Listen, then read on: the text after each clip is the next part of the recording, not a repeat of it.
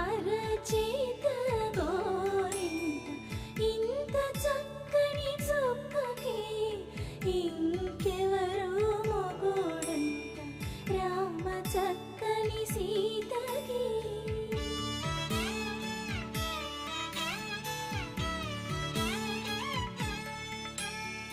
పుడతవి పునరేలు విడిచిన పుడమియల్లోడు రాముడే,